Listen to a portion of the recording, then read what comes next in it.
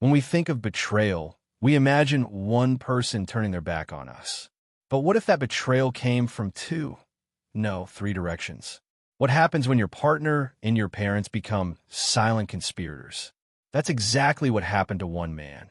And this is his story, the unraveling of everything he believed about love, family, and himself. He used to believe that his life was anchored by pillars he could always lean on, his family and his love.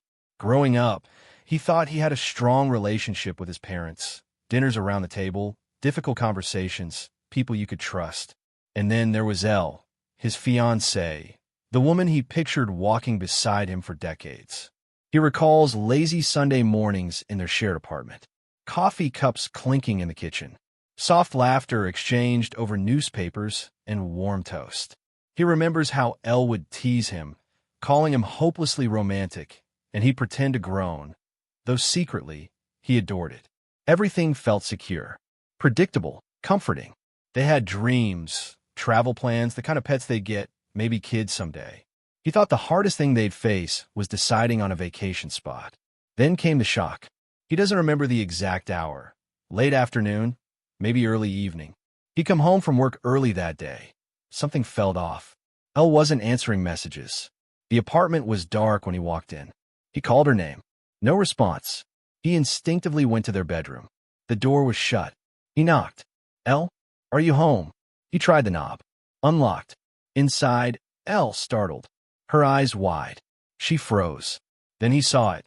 Something on the bed, text messages on her phone, threads he shouldn't have had access to. The kind you pray you never have access to. He confronted her. What is this? Elle, I can explain. He asked for the truth, all of it. What he heard next shook him to his core. She confessed. She and his father had slept together. Time slowed. Nothing made sense. His father, his fiancé, his safe world is collapsing. He remembers just backing away, his vision blurred, the walls closing in. He left without saying more. He needed air. He needed space. In the days that followed, he floated through life. Numb, angry, disoriented. He sent messages to Elle's parents, via text, voice call, any line he had. He told them he'd moved out, and that Elle still had belongings at the apartment. He warned them she needed to collect them before the landlord showed the unit again. Surprisingly, or maybe unsurprisingly, someone picked up the pieces. The next day, the landlord texted, thanking him for vacating. The apartment was cleared. He moved to a refurbished cabin outside the city, away from prying eyes. Only the real estate agent and one trusted friend knew his address. He traded a 10-minute walk to work for a 45-minute drive. He told himself anonymity was safe. His phone exploded with calls and messages from Elle, from his parents, from mutual friends. But he answered no one. He shielded himself with silence. Only his therapist got a peek inside his crumbling world. At work, he became a ghost. He showed up, got the work done, but said nothing. On the rare occasion someone spoke to him, he plastered on a fake smile. Inside, he felt hollow, broken. He had his first therapy session about 2 weeks after everything hit. The first session was surface level, getting to know each other, laying out the pain in his own words. But by the second session, they dug deeper. Therapist, tell me about your relationship with your parents before all this. He admitted that growing up, things felt stable. They talked. They listened. Disagreements happened, of course, but trust was never in question. Until now. He also told her why he'd cut off his mother.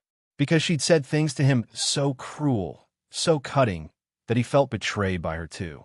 At the end of the session, he handed her a link to his Reddit posts. This story in raw form, unfiltered. It's easier to type, he said, than to speak it out loud. The sessions continued weekly. Sometimes he would cry. Sometimes stare blankly at the wall. Sometimes his voice would shake with rage or grief. She told him he needed space, he needed time, but also he needed to reclaim parts of himself. One evening, he sat on the back deck of his new place. The sky was painted with pastel hues, from soft pinks to deepening blues. A half-empty whiskey bottle sat on a side table. He stared at the horizon, letting the wind carry away fragments of thoughts he couldn't keep. He thought, what was real? What were lies? He thought back to earlier warning signs he had ignored. Secretive phone calls from Elle, sudden defensiveness, odd behaviors he brushed off as stress. He hates himself for not seeing. He thought of his father and wondered, how many times? How long has it been going on? What excuse had he whispered in her ear or in his mother's? Every possibility crushed him more. His mother, too. She believed the other two. She lashed out at him before knowing his side. She attacked him with words that left lasting wounds. He told himself, she too is cut off. He wondered if he'd ever face them again. He'd search their faces in crowds, maybe in grocery stores, perhaps stumbling at his work door. He didn't know if he'd contain himself. Months passed. Some days he awoke with a tightness in his chest. Other days, the anger had cooled just enough for him to think of breathing. But then, one day, something shifted. He got his test results. Negative. He sat in silence when the doctor's voice confirmed it. Relief, momentary, washed over him. Relief that he didn't carry another kind of burden. Relief, but also emptiness. He told his therapist. She nodded. He realized he couldn't let this define the rest of his life. So he began to reclaim his body, reclaim his trust, reclaim himself. He took small steps. He deleted the unread messages and calls from Elle and his family. He blocked their numbers. He didn't respond, not out of pride, but necessity. He began to accept invites from close friends, slowly, tentatively. He picked up an old hobby from high school, hunting, which he could now do from his back porch.